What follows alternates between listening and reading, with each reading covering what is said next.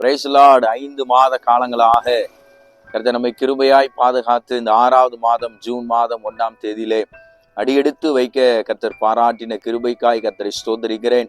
இந்த மாதத்துக்குரிய வாக்குத்தத்த வார்த்தையை நாம் தியானிக்க கேட்கலாம். ஏசாயா தீர்க்கதரிசன புஸ்தகம் 61வது அதிகாரம் அதனுடைய 11வது வசனம். இப்படியாக இந்த தேவனுடைய வார்த்தை இருக்கிறது.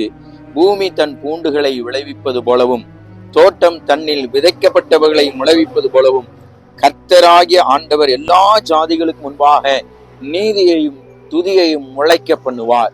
இந்த மாதம் தேவன் நம்முடைய வாழ்க்கையில மறைவா இருக்கிற எல்லா காரியத்தையும் அவர் முளைக்க பண்ண வல்லவராய் இருக்கிறார். இது கர்த்தர் நமக்கு கொடுக்கிற வாக்குத்தத்த வார்த்தை.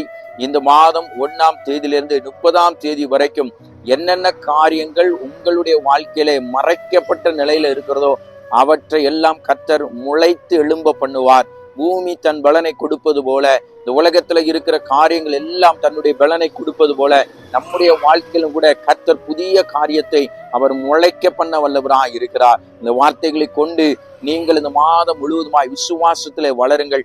இந்த மாதம் 6வது மாதம் கர்த்தர் நம்முடைய வாழ்க்கையில புதிய காரியத்தை அவர் முளைக்க பண்ண வல்லவராய் இருக்கிறார். இந்த வார்த்தைகளை கொண்டு உங்களை ஆசீர்வதிக்கிறேன். கர்த்தர் தாமே உங்களை ஆசீர்வதிப்பாராக. ஆமென்.